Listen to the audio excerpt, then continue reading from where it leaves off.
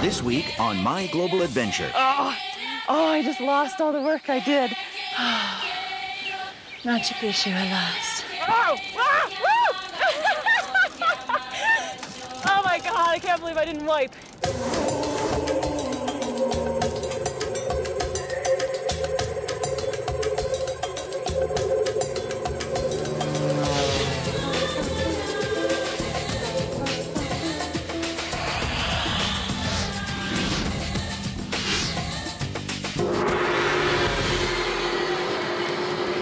We are 3,000 meters high in the Andean Mountains.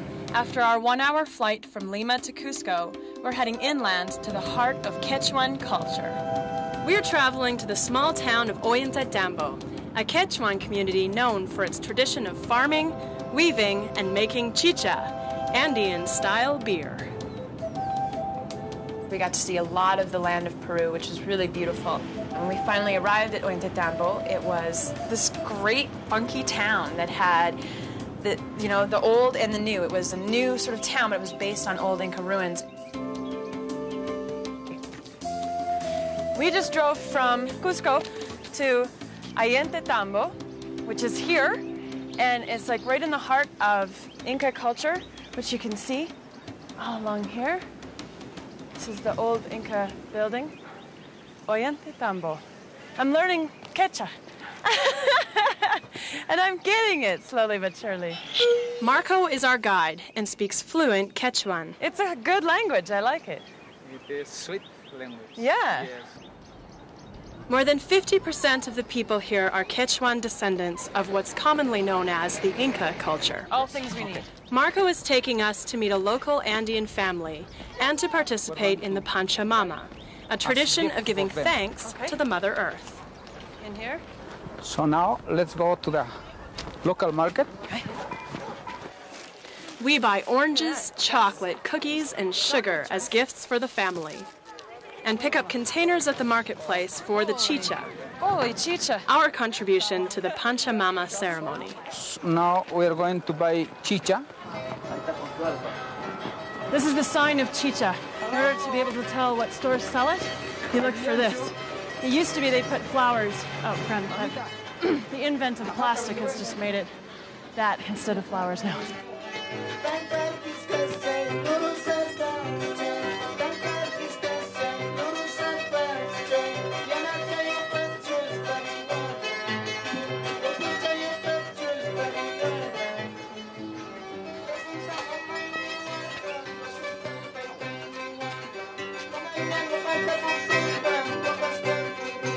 Chicha is beer made from corn.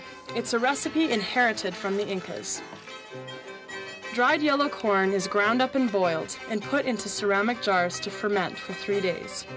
Chicha has an alcohol content of 3%. Hey, no drinking on the dog. It is good. It is good. Wonderful. I'll take your word for it.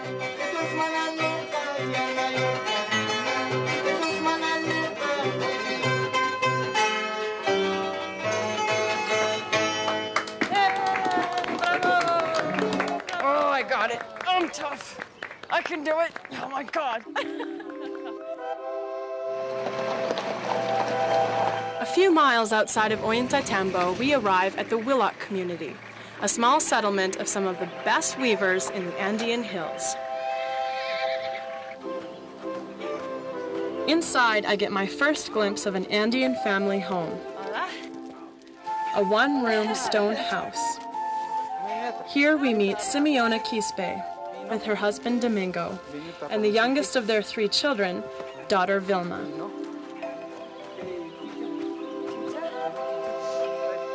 Marco is wise to bring gifts.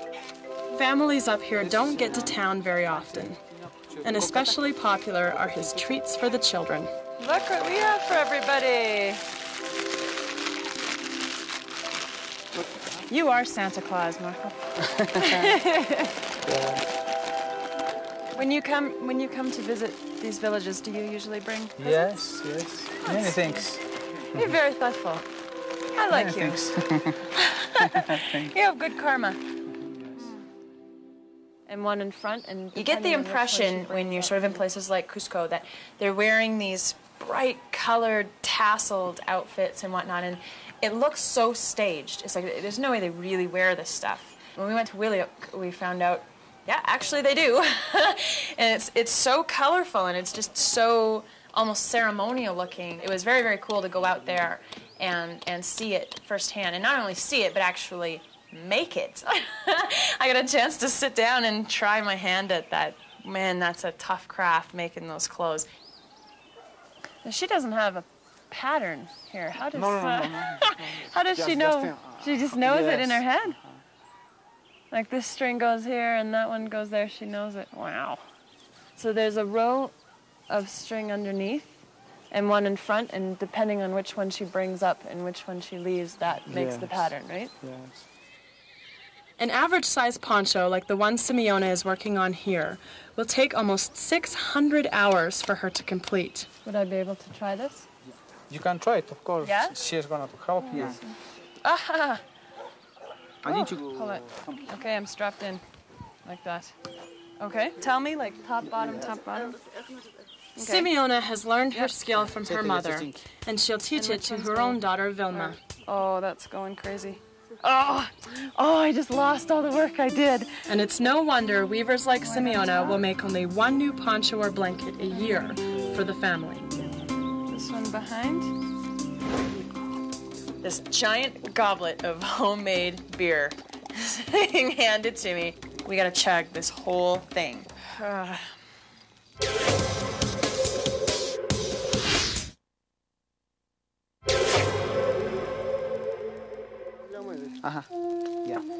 Kang ringki?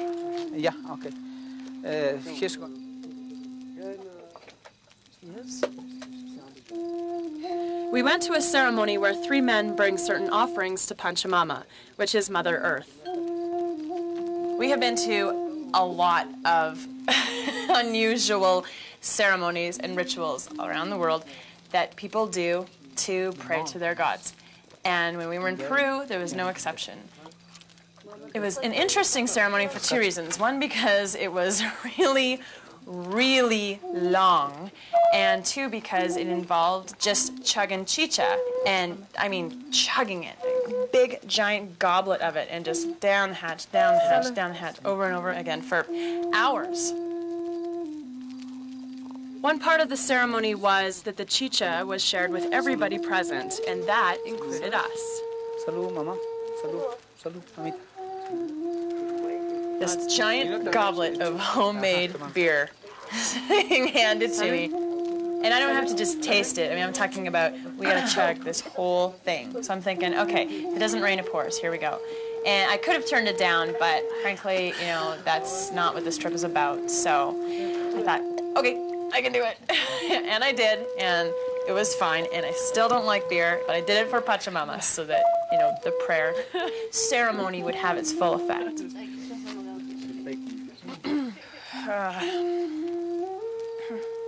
At the end of our ceremony, the elder man prays for our safety. With time to reflect, I think about how great it's been to meet these people, share in their prayers, and get a unique peek into someone else's life, if only for a day. Thank you. Salud. Salud, listen to me. I've been drinking too much of that. So pikey. So pikey. So pikey. So pikey es pagarafinki. So pikey. Pikey es pagarafinki. We appreciate it, and we'll take it with us.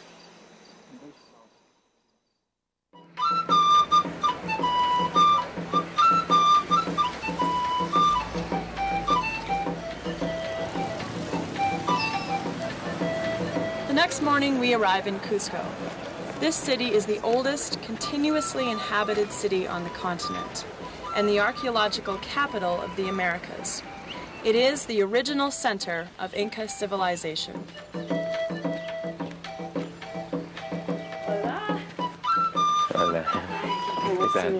Folk music is an integral part of the Quechuan culture, and my introduction to this is through a man named Kike, the local keeper of Andean folk music.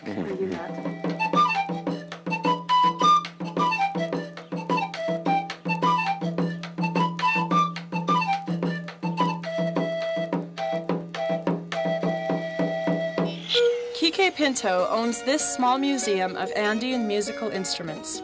In 25 years, he's collected more than 400 instruments, mostly Peruvian, and some are very, very old. I think that every human being has the need of a spiritual way for his life. No? And I had the feeling all my life that through music, I was going to find also the spiritual traditions of my people. No? Because music is one of the most important languages for a culture with no books, no sacred scriptures, no? But only oral traditions. Quique travels often to the remote mountain villages where he learns the unwritten local songs that he teaches to others. It has, in this case, a pentatonic scale.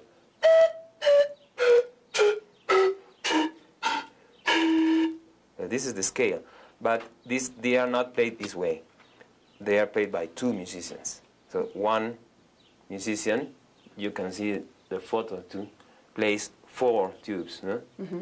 And the other one plays 3. So they are playing the scale in a complementary way. It's like a dialogue. My partner plays, I have to answer. So this way we make the music. Many people think that these are only things of the past, no? But our culture is still alive.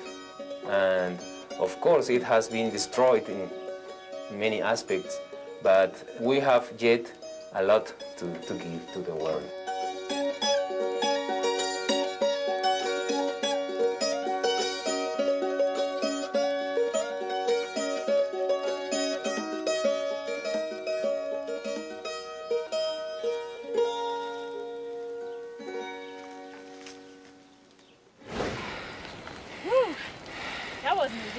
If I was gonna hurt myself, I was gonna do a lot more than just hurt myself on this. If I were to hit something and go over that cliff, ha!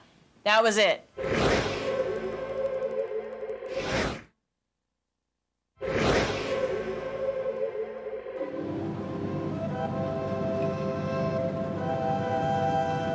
The information that we had about Adventure Day made it sound like it was going to be very casual. And I really expected it to be casual because we were at such high altitude and we really hadn't adjusted very well.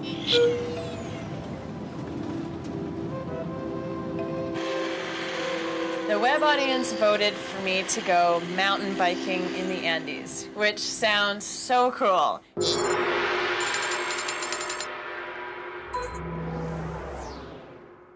But it's going to be tough because at 3,600 meters above sea level, there's quite a bit less oxygen up here than we're used to. It had never occurred to me that I've never been on a mountain bike before. Yeah, the view is a lot better out here without the roof of a vehicle. It seems so odd because I was raised in the Rocky Mountains and I was always out there, but I was always out there to climb or hike or camp or something, and I just never brought a bike with me.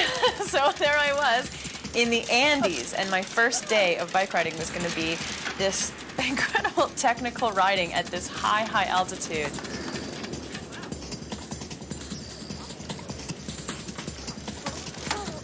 Yeah, woo! Oh, this might be a little tricky. Ah!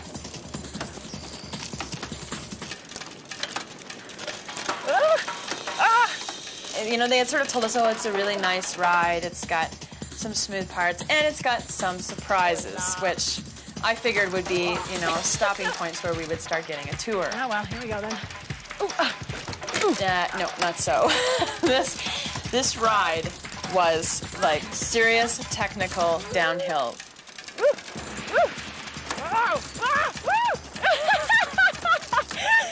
Oh my God, I can't believe I didn't wipe. The path was literally straight in front of me, about maybe 4 or 5 feet wide. And all these rocks and boulders and loose stuff, and straight down. Whew. That wasn't easy. And on the one side of us, almost the whole way, was literally just a straight cliff. I mean, if I was gonna hurt myself, I was gonna do a lot more than just hurt myself on this. If I were to hit something and go over that cliff, ha! That was it. Show's over. Woo-hoo-hoo! I stayed on hike. It's all about good so far. This is a really full day, and some of it was really tough. I mean, there wasn't a lot of uphill, but when there was, it was killer, and it was really hard on the lungs. It brought it home how not accustomed to this level that we were. Okay, I can't get enough air. It was nerve-wracking, but at the same time, you know, that's what makes things pretty exciting and pretty challenging. I like the down stuff better. So I really, really enjoyed it. Okay. And I didn't die. That had a lot to do with me really enjoying it.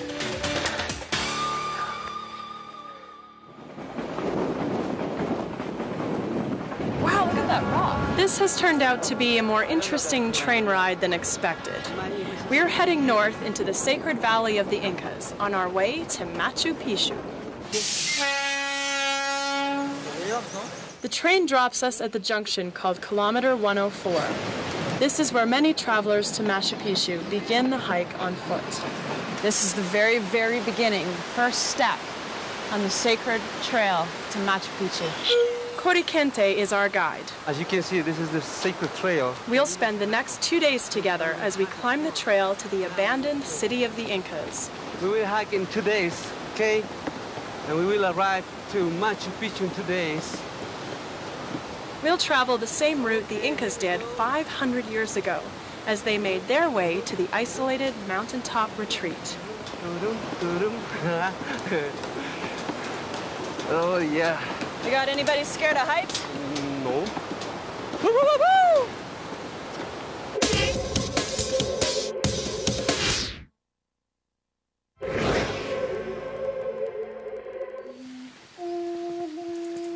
Mountain climbing is one of my passions, so to do this climb was a chance to get out and see Peru that way. Oh, those old squatting muscles coming in handy. Which was, to me, the best way to see it. Just on foot, out there, right in the middle of it. And we were going to Machu Picchu, which is, you know, a destination for millions of people. And I wanted to be one of those people. No easy climb. Even though it rained, even though I was sweating my butt off, even though I had not broken in my boots well enough for the climb and ended up giving myself some pretty nasty blisters, it all ended up being worth it. Here we are in the most dangerous part. You have to take care here, okay? The area that we climbed through, the jungle that we were in, was so beautiful. Waterfalls are one of the most beautiful things in the world, I think. It was an intense hike, but getting there is half the journey.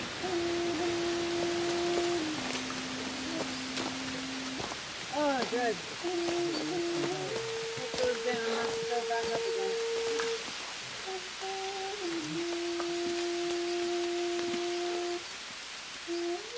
That's Winnie. We will camp up there. Can you see some houses? That's where the Incas camped. That's where we camp. Winyawanan was like a campsite right before Machu Picchu. And just about everything that we had gotten wet, so we were cold and wet. I was freezing my butt off. I was so cold, and I had given myself some pretty crazy blisters. So I woke up, and I was sort of riding on maybe 2 or 3 hours of sleep. Hey, hi. This is not how I wanted to approach Machu Picchu, but Catch dimensions there. it is a kind of pilgrimage, and usually pilgrimages involve some suffering, so that was my piddly suffering. The weather changed. It wasn't raining. It was actually really nice out. Strapped everything onto our backs and headed out to the summit. Boy, you can feel all kinds of energies flying through this place, hey? We were told it was a lot easier than the first climb, and it was in the fact that it was shorter, but I definitely wouldn't call it easier.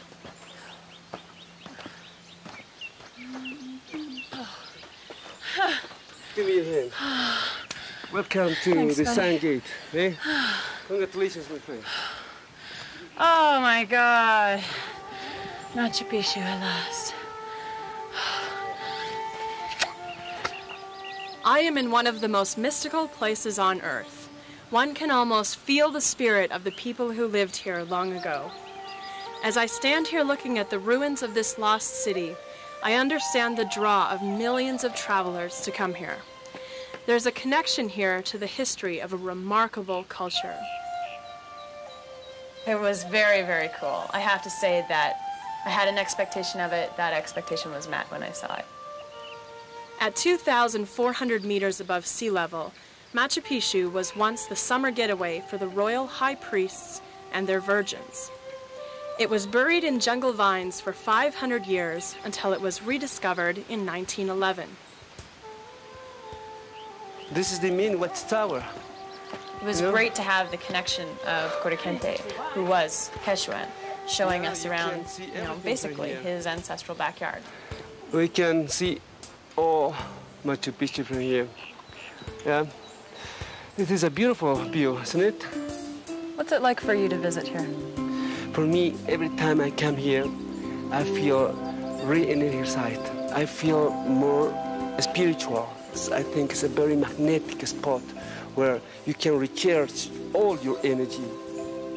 Corriente was the perfect person to have with me for it because he was so passionate about it.